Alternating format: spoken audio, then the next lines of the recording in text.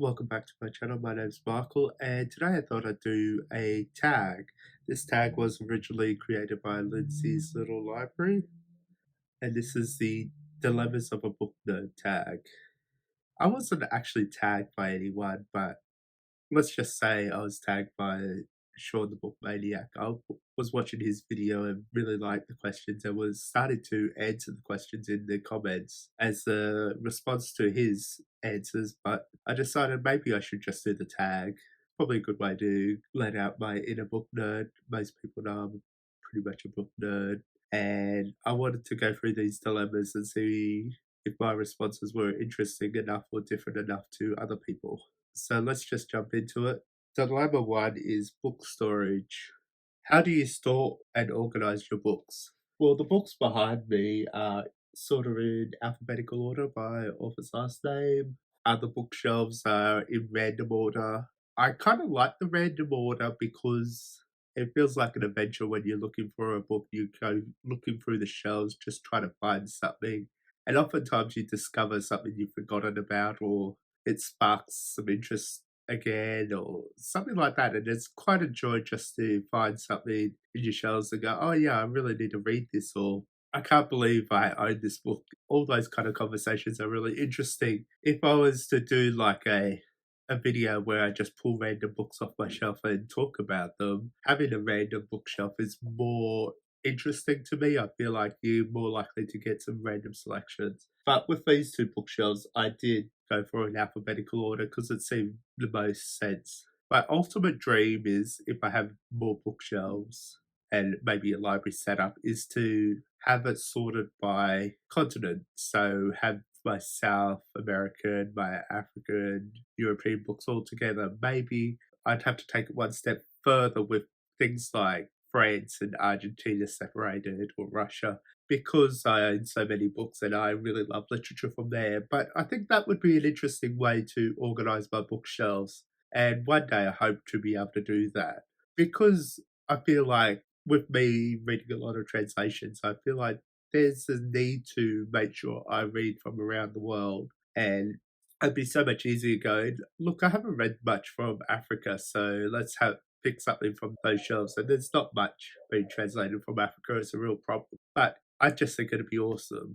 And obviously, with Argentina and Russia and France and a few other countries, you probably have to separate them because I really love that literature and I would buy heaps of books from those countries. So there'd probably be a need to separate them.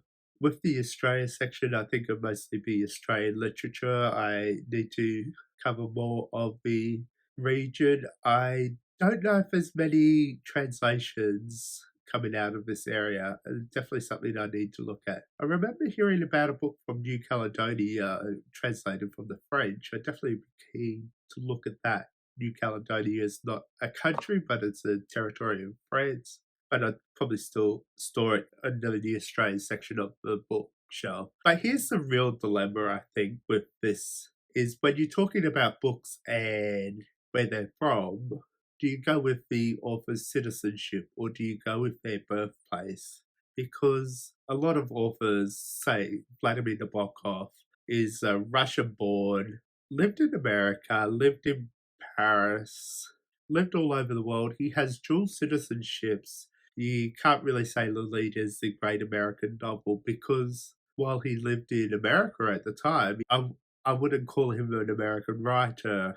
And things like George Orwell, who was born in India, you wouldn't call him an Indian writer. It's a real complex issue, and there's no easy way to sort things out. And unfortunately, for me, I feel like go with birthplace is just easier because trying to work out citizenship is a lot harder and it can be just a mess. I think that's more of a dilemma than storage, but I've just wanted to put that in because this is a book nerd dilemma tag. I wanted to get people's answers on that one. Dilemma two, tracking. How do you keep track of what you read and what books you own? Okay, so like most people, I have a Goodreads account. I keep it fairly up to date with the books that I have read, and that's pretty accurate. Also have a spreadsheet which I keep all the books that I've read in that, and I love my spreadsheet because I can look at my stats and stuff like that throughout the years. I started reading in 2009, so I've only been reading for 10 years. There were books in the past, but I was not a serious reader. I didn't really enjoy reading. So when I found this passion, I started tracking it. So I have a fairly accurate spreadsheet of all the books I've read since 2009. So pretty much my entire bookish life. And I use that for my tracking. With the books I own, I try and put most of them on Goodreads. I'm not always doing a good job at that, but I'd love to have a better way to sort them. I have thought about maybe using a book cataloging app to sort out these books, but I don't think I found one that I really like yet. I like a cloud-based one that would be able to use on a computer or on my iPad or iPhone or whatever, just to be able to store them. But I need one that could track my translators as well, which is something a lot of them don't do because I read a lot of translated literature, as most of you know, and it would be very useful to go, you know what, I need to read some more Tina Cover translations so I can look and see what I own, or Emma Ramadan, or Megan McDowell. All these translators that I love, it'd be really useful to be able to see what books I own from the translators and be able to track it that way. There is an app called Book Buddy on the iPhone or iPad that I've been looking at using, but it's not cloud based, so I can't use it on my computer. So I haven't really gotten into it, but I think it might be the best solution. And I'd have to go through and scan all my barcodes. And then you run into the problem of barcodes that don't scan or not in the catalog. And then I'd have to go through and add all the translators to all the translated literature. So it would be quite a big project, but I'd love to be able to do that and have that all catalogued. So that would be a goal I'd like to achieve sometime, but at the moment I don't have a decent record of everything that I own. On Goodreads, I have exclusive shelves. I've got my read, currently reading, want to read, and I've added wish lists, so it separates my books that I own and the books that I want to own, just to make it easier. And I've got a on hold and an abandoned shelf there too, and they're all exclusive, so you can only pick one of those options. And I really like that option. With my wish list, these are all the books I'd like to own. This is what I give to my family when they say, "What do you want for your birthday or Christmas or whatever?" And I feel like I keep that up to date fairly regularly just because I give that list to them and say, I always want books, so buy me something from this list. And I have a rule that I try not to let it go over 400 books just because I don't want to get too out of hand. And with that rule, it means that I have to go through and look at the books on this list and remove books that I don't remember why I added and have lost interest in. And I feel like this is the best solution for me because that way I've got a list I can give to people and I'm continually removing books that I've lost interest in. So that works for me. But the problem is 400 is a hard number to keep under. I always add books, especially when I've got my most anticipated book list coming out all the time for Untranslated Lit. There's so many books I want to add to my wish list, and I have to control myself. There are wish lists elsewhere, like on Audible and the Kindle store and all that kind of stuff, but they just a reminder of books that I might be interested in reading. That's not really something I maintain like I do on Goodreads. Dilemma 3, borrow. Do you lend your books out? Well, I would, but the key here is not to have any friends, particularly friends that read books that you like. That way, you never have to lend out your books. You never have to worry about this issue. But in all honesty, I would be happy to lend out my books to people interested in reading it. Normally, if I lend out a book, I probably don't expect it to be returned. And if it was a book that I really loved and wanted to keep, I'd probably just order myself a nicer copy, a newer copy, and put it back on my shelf. That way I don't have to worry about it. But I don't think this is a problem. If you've got friends that want to read books, you should definitely encourage them to read, especially books that you love. Well, while I'm in the tag, I forgot to mention dilemma 4, which is buying. How do you buy or acquire books? And I think this was the most important dilemma, and I wanted to go back and film that, and I'll edit this into my tag because this is the one that really got me to thinking about doing this tag, and this is the one that really got me thinking because of Sean's answers. And we won't go into too much detail about how we shouldn't use Amazon or Book Depository because they don't pay taxes because of all those reasons. The ethical dilemma there is obvious. I personally, if I'm going to buy it online, and everyone probably buys online because you sit at home and go, you know what, I need that book, and just order it online. It is very useful and a great resource. I normally use Wordery, which I don't believe is associated with Amazon at all. And as far as I know, it is an independent company, so I feel comfortable with using them. I like them because they're about the same price as Book Depository. Not always have all the books that Book Depository has, but they do deliver a lot faster than Book Depository, so I stick to Wordery if possible. I think we should be supporting our independent bookstores. I think they are important. Think about when you're having a bad day or a good day or any day, going to a bookshop is, for a book nerd, a real joy and a real pleasure. And if we're not going to support them, if we're not going to buy books from them, they're going to go out of business and we're going to lose that ability. And for me, I just love looking for a bookstore and finding books and discovering books that I want to buy. And I think that's a great experience.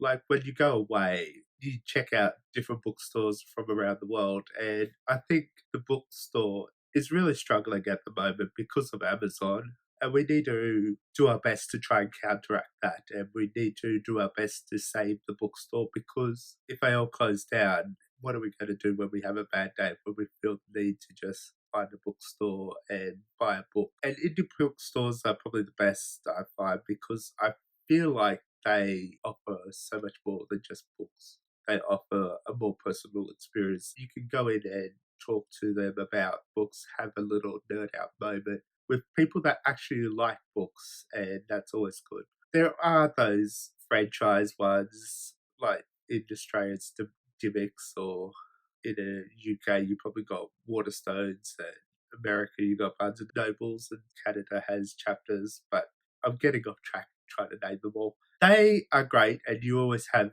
an excellent selection of books, but I don't think they're the same. I think they're a little less personal. And I love the independent bookstore because they really capture the essence of the owners and the people working there with their recommendations and the books that they try to give off and hand to people. So I reckon we all should stop using Amazon. Of course, it's going to be unavoidable. Kindle seems to be the only decent option for an e-reader in Australia. If I need an e-book, unfortunately, I have to use Amazon. But when it comes to physical books, I think we can do better than Amazon. And Amazon are not making a profit off these books. They're using it pretty much to promote their services. But if you want to buy a book and you can't get to a local indie bookstore or any bookstore, order directly from the publisher. That would be a lot better than using Amazon. But that's my opinion on this topic, and obviously other people are going to have different opinions. But this is the Book Nerd Dilemma Tag, and I thought I'd weigh in on my thoughts on this topic. Dilemma 5. Comments. How do you respond to the "how do you read so much" comment or similar comments? I usually say it's all about scheduling time, making sure you read every day or at least every other day. I personally like to schedule a couple of hours before bed where I go to bed with a book, some tea, and just read. Sometimes I spend that time playing on my phone instead of reading, but normally that's my goal is we stop watching TV or doing other things, go to bed and spend some time unwinding and reading. And I really like this approach because I am making sure that scheduling time to read. There are times like driving in your car, you can listen to an audiobook, but I tend to listen to a lot of podcasts at that time. And during the day, sometimes if I've got time, I'll pick up a book. I go to salt therapy most weekdays, and that's an hour where I'm not allowed to take a phone into salt therapy. And I just take a book in and read for that time. So I'm always scheduling time to read. And that's the important thing, just scheduling that time and making sure you're taking that time out of your day to read.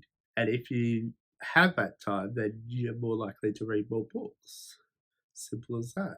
The question that I like the most is the "I've never heard of that book" comment, because I've always wanted to be that kind of person that is reading books that are unique and off the beaten path, but obviously I know all the books I read, so I never feel like I'm that kind of person. So when I get the comments of "I've never heard that book," really like that because it makes me feel that way. Even though it is a very throwaway line, it's like commenting for the sake of commenting on a video. You're not really engaging in anything, but I still enjoy getting that comment. Dilemma 6, next book. How do you pick your next book? I read on a whim. That's basically it. I just pick whatever book I feel like reading at the time. I have been starting to create a TBR pile, just a pile of books that I will pick from and only pick from those books. Sometimes I add books or remove books from that pile, but I try and keep it to that pile and focus on reading those books. That doesn't always work. There's always books for book club or ARCs that I receive or library books that need to be returned that have to be made a priority. But that's how I approach it. What I feel like reading, I'll read that. When it came to the Man Booker International Prize, I read the entire long list and I did that approach with that long list as well, focusing on those 13, I think, books. And like getting towards the end when the pile was like 2 or 3 books, I started to get a little bored by it because I didn't have much freedom to select what I was going to read. So I just like having a big, decent pile of books to pick from and allows me to be a little focused and still give me a little bit of freedom. So that's my approach. Dilemma 7, travel.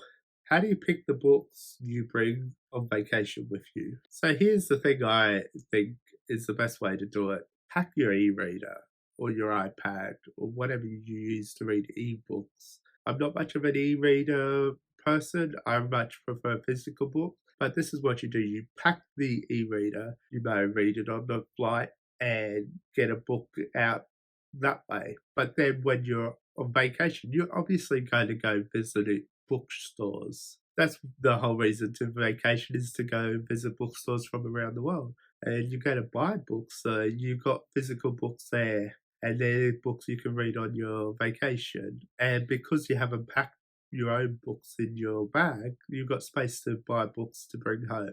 So I think that's the best approach. Dilemma 8, annotate. Do you write or highlight or mark your books in any way? I'm really bad at this. I would love to be someone that annotates and writes all over my books, but I feel like it distracts me from reading, so I don't do that. I just read the book and hope that I remember everything. It's not the best solution, and it really becomes a problem when I'm trying to write a review and I've lost all my good insights of the book. And I would love to be able to be a better reviewer and improve that skill, but I feel like it just distracts me too much. It takes me out of the reading experience, so I can't really do it. And that's basically it. I just can't annotate as much as I try, and I have tried a few times to do it. I end up starting with annotations. Maybe the annotations get a little too snarky, and I stop annotating and just read the book without making any notes. It's unfortunate. I just have to find a better way to review or improve my skills of memory and reviewing, I guess. Dilemma 9, new or backlist? Would you prefer to read new lists or backlisted books? That's a hard question. I think new, but the only reason is for that is because I contribute with a website called Translated Lit where we're trying to promote world literature and trying to promote the new books that are coming out and keep people informed on the news. And a big part of that is we want to be able to review some of the new releases, review some of the books that are getting attention at the time. And I think being able to follow the literary prizes and stuff like that, you have to be reading the newer books and keeping up with that. But because I've only been reading for like 10 years, I've got so much of a backlist I still need to cover. There's so many books I still want to get to. And while I'm mainly focusing on translated lit, there is a lot there that is worth exploring and a lot of the backlist that I need to explore. But I'm going to say new because I think it works better promoting new books. Backlisted books need more attention, obviously, but when you're promoting literature, a lot of times promoting the newer releases and the books that are currently getting a bit of attention is the best way to do it. Dilemma 10 sequels. Do you read the book as they are released or wait for the entire series to be published before reading one of the books? See, I read a translated literature, which is majority of what I read is considered literary fiction. So there's not that many series, there's not many sequels to read. The only one that I can think of that comes to mind is Vernon Subutex, which is a trilogy of the Paris Underground and the people involved in that. And I've read the first two. I've spaced them out. I have to wait till next year for the next book. So I guess that answers it. I will read them as they come out. I won't wait for the whole series to come out. But I think there would be some real pleasure in waiting for those books and reading them one after the other. But I have this bad habit as well where I will read a book from an author, really enjoy that book, write in my review, can't wait to return to this author or something like that, and never read that author again because there's so many other authors to try. And I'm getting a little bit better at that, but I have done that with so many authors. I've read one book and never returned to them. And that is a problem that I have with my reading life and one that I want to fix because it'd be awesome to read the entire catalogue of a great author that you love. And obviously, you probably don't want to do it all in one hit. You want to spread them out. But I feel like I just read one book of an author and then never read them again. I wanted to add another bonus dilemma, and that would be short books or long books. Which do you prefer? And I always struggle with this dilemma. Like, I really want to read this. This sounds like my type of book, but it's freaking huge. It's 1,000 pages long, and there's a few 1,000 page books coming out lately that I really want to read. But short books like this is 87 pages. You can breeze through this in 1 or 2 sittings. I really think this is the book nerd dilemma that I struggle with the most. I think social media is probably something that ruined this for me personally, and booktube and blogging and podcasts and all those things that I do. There's always this need to keep reading and reading more and try to stay relevant with the books coming out and what's around. And I do read a lot. I try to read as much as possible, but am I sacrificing the chance to read bigger books? Am I going for quantity over quality? And this is a problem I have with readathons, where you get challenged to read 7 books in 7 days. I think we need to stop trying to read as much as possible. The 30 books in 30 days challenge really pisses me off because some books require more time, some books require more effort. And if we're trying to raise our numbers, we're going to avoid the bigger books. We're going to rush through some books, and we need to break that habit. We need to get back to reading for enjoyment, reading for pleasure, reading to absorb what's in the text, and not be afraid to read bigger books because it will make our numbers look bad. And I struggle with this a lot because of social media. I think it's a bigger problem because we see how many books other people are reading and we feel like picking up shorter books because that way we'll get through more. So this is a dilemma that I really personally identify with, and I wanted to include this dilemma with the rest of the dilemmas because it is a book nerd dilemma, especially in the digital age, and I wanted to get people's thoughts on that. So let me know what you think. Do you like reading big books or do you gravitate to the smaller books? And I'd like to get some more insights on what people think. So that was it for the dilemmas of a book nerd tag. And let me know what you think of the questions. I don't know if I think they're too much of a dilemma, but it was interesting to talk about my opinions on these things. I think a book nerd dilemma would be more centered around how do you categorize books and genres, because there's a dilemma we need to sort out. Translated literature, not really a genre. Literary fiction, not really a genre. Contemporary, not really a genre. YA, not really genre, middle grade, not really genre.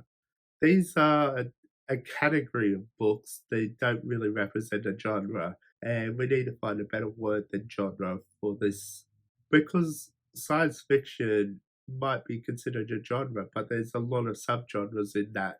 And maybe genre's the wrong word. So, as a book nerd dilemma, what would you use instead of the word genre? And I think I'll leave it there. Let me know in the comments what you thought of these. If you want to do the tag, do it. I'm not going to tag anyone because a lot of my favorite booktubers are still not returned to booktube. Hopefully they will soon. I'll keep an eye on them. And the ones that are on booktube at the moment have probably already done the tag or have been tagged by someone already.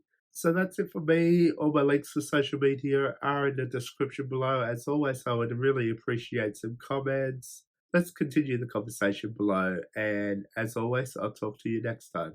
Goodbye.